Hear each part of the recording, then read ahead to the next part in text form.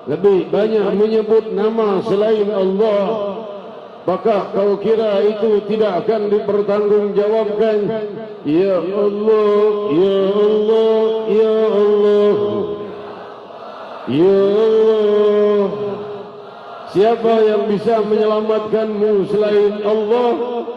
Ya Allah, Ya Allah, Ya Allah, Ya Allah.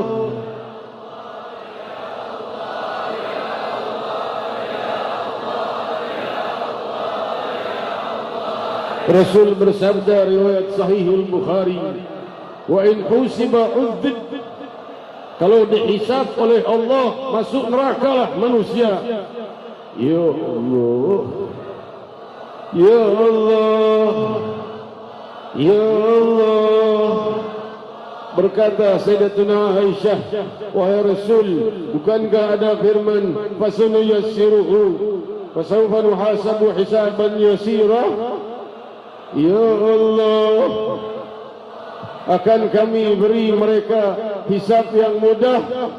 Rasul berkata, betul, walakin in khusim udzib, kalau Allah desak dengan pertanyaan maka hamba akan masuk neraka. Ya Allah, jangan desak kami dengan pertanyaan di saat kami dipertanggungjawabkan. Ya Allah, Ya Allah, setiap nafas ibadah dipertanggungjawabkan apakah sudah disyukuri. Setiap nafas maksiat dipertanggungjawabkan kenapa memperbuatnya. Ya Allah, Ya Allah, wa in khusima udzib, kalau kau debat kami di saat kami di hari pertanggungan jawab, kami akan merasakan siksa neraka. Pastikan seluruh wajah hadirin bebas dari siksa neraka, wafat dengan husnul khatimah. Ya Allah, Ya Allah, Ya Allah. Jangan satu pun yang terlihat di dalam kobaran api neraka. Semua wajah ini kecuali dalam surgamu, Ya Allah, Ya Allah, Ya Allah, Ya Allah, Ya Allah, Ya Allah, Ya Allah, Ya Allah, Ya Allah, Ya Allah. Masing-masing dari kami yang mempunyai kesedihan, yang mempunyai musibah, yang mempunyai masalah, yang mempunyai hutang, Ya Allah, bebaskan segala kesulitan, bebaskan segala dosa, bebaskan segala musibah, ganti kesedihan dengan ketenangan, Ya Allah. Ganti segala jebakan hutang dengan kemudahan, Ya Allah. Kau yang menerbitkan matahari dan membenamkannya dengan kehendak-Mu, Ya Allah, Ya Allah. Kau yang memiliki kerajaan langit dan bumi, Ya Allah. 50.000 muslimin muslimat menyerumu di malam ini, meminta rahasia kedermawanan-Mu diterbitkan dan tidak pernah terbenam untuk kami sampai kami berjumpa dengan-Mu, Ya Allah, Ya Allah. Mustahil kami dapatkan selain dari-Mu, Ya Allah, Ya Allah, Ya Allah, Ya Allah, Ya Allah, Ya Allah, Ya Allah, Ya Allah, Ya Allah, Ya Allah, Ya Allah, Ya tahan segala musibah dan singkirkan sebelum turun pada kami, pada keluarga kami, pada sahabat kami, pada kota kami, pada bangsa kami, pada barat dan timur. Ya Allah, Ya Allah, satu kali namamu cukup untuk menghapus seluruh dosa muslimin di barat dan timur. Satu namamu cukup untuk menjawab seluruh hajat seluruh muslimin di barat dan timur. Ya Allah, Ya Allah, Ya Allah, Ya Rahman, Ya Rahim, Ya Allah, Ya Rahim, Ya Allah. La ilaha illallah, La ilaha illallah,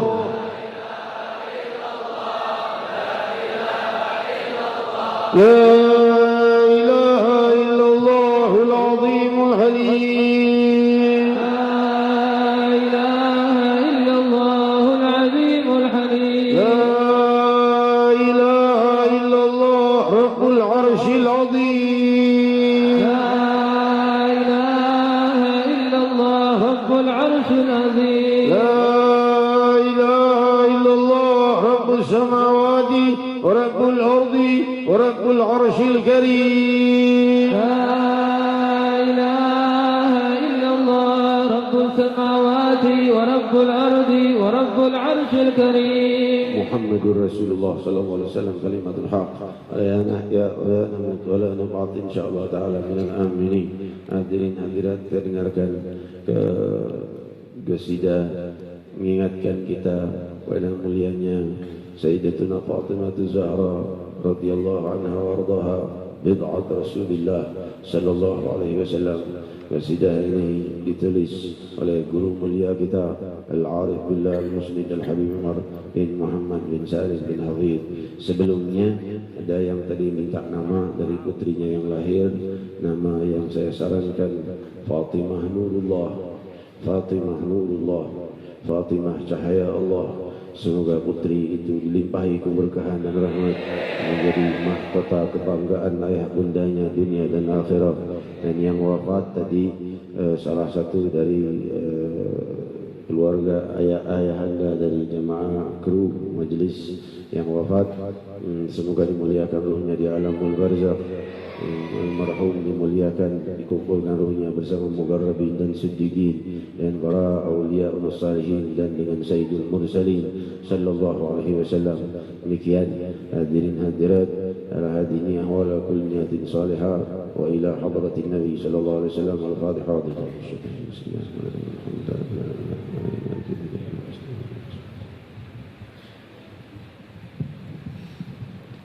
مولاي صل وسلم دائما أبدا على حبيبك خير الخلق كلهم.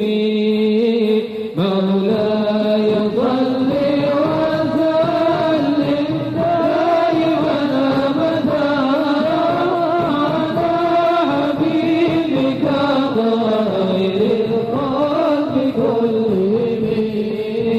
يرتاك قلبي إذا حد قد ذكر فاطمة بنت النبي المصطفى ونورنا دائما ومسات بعبر معارف ربها علما في ذخرنا هي جلالي صحب البصمة.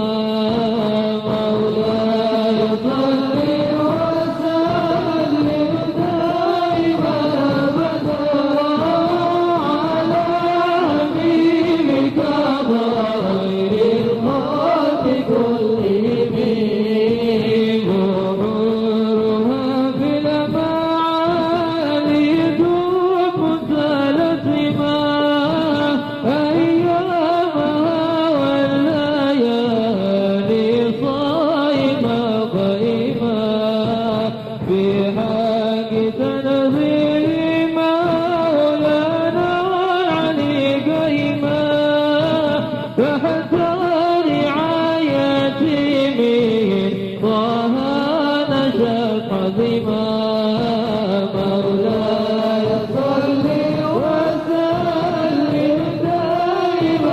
أبدا على حبيبك خير الخلق كلهم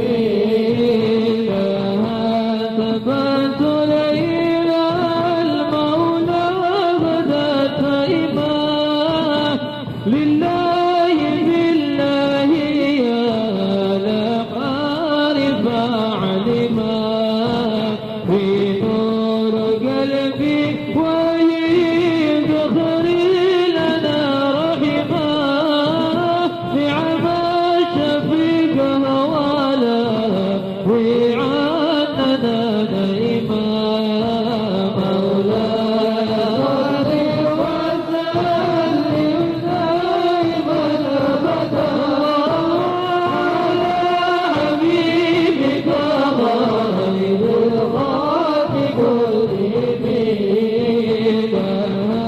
سيوف نبوات رقات عصرما بها ارتمينا وننذر أنفسنا حرما حول الدماء النغارات القوي قدما في صفنا فاطمة معنا أبو فاطمة مولاي صل وسلم دائما أبدا على حبيبك خير الخلق كلهم ضيوفهم للأبعاد قد كست قدما يا ويل أهل الحيال والأنفس ظلما يا رب فرج علينا واكفنا الغشما هينا عوافيك وامر تام دائما مولاي صل وسلم دائما ابدا على حبيبك خير الخلق كلهم. Hadirin hadirat yang dimuliakan Allah, malam minggu yang akan datang majelis kita roha ba'dal maghrib ya, ba'dal maghrib karena ada guru mulia di komplek Hankam Citedol. Beliau sendiri menyampaikan tausiah ba'dal maghrib sampai isya, makan malam lalu selesai malam minggu yang akan datang, istirahat hari minggu paginya haul ya. Demikian saudara-saudariku yang memuliakan, wa narju wa natasharraf bi huduri fadilatul syekh al-syarif ad-da'i ila Allah Syekh Syam Kabbani mata'ana Allah bih li hudurihi fi jalsat lailatul thuluth al-ati جلسة كبيرة والذكر تبليغ أكبر مجلس رسول الله صلى الله عليه وسلم في monumen nasional Monas untuk hadir bersama Syekhina al-Kiram al-Musnid al-Habib Umar bin Muhammad bin Salim bin Habib. Mohon disampaikan kepada beliau agar undangan kita dengan segala hormat kehadiran beliau malam Selasa yang akan datang sangat kami tunggu-tunggu. Demikian juga Syekh Jibril yang hadir agar bisa hadir malam Selasa yang akan datang di Monas pukul 20.30 waktu Indonesia bagian Barat. InsyaAllah dihadiri lebih dari 2 juta muslimin muslimat. Dan malam tahun baru di Gelora Bung Karno Senayan juga disampaikan, tolong sampaikan, diterjemahkan kehadiran beliau di malam tahun baru, karena malam tahun baru itu malam yang paling menyedihkan hati Rasulullah Sallallahu Alaihi Wasallam, malam paling banyak maksiat umat Muhammad Sallallahu Alaihi Wasallam sepanjang tahun, itu malam tahun baru. Itu malam yang sangat menghancurkan hati Rasul Sallallahu Alaihi Wasallam. Betapa gembiranya kalau ada 10 yang kumpul zikir, apalagi 100, apalagi 1000, 1000, apalagi 10.000, apalagi jutaan pemuda zikir kepada Allah bersama guru mulia kita, insya-Allah menjadi hadiah untuk Nabi kita Muhammad sallallahu alaihi wasallam yang membuat senyum beliau 1000 kali kita wafat mengorbankan nyawa kita belum berharga dari sesungging senyum di bibir Sayyidina Muhammad sallallahu alaihi wasallam. Hadirin hadirat, mohonkan kalimat talqin dan doa penutup dari guru kita Fadilatul Sayyid Al-Habib Hud bin Muhammad Baqir Abbas. Ya, tafadhal mashkur. قال رسول الله صلى الله عليه وسلم أفضل ما قلت أنا والنبيون من قبلي لا إله إلا الله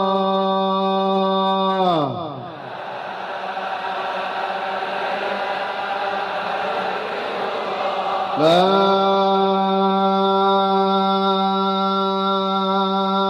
إله إلا الله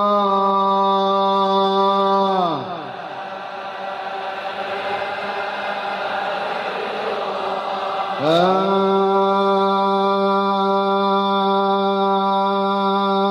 إله إلا الله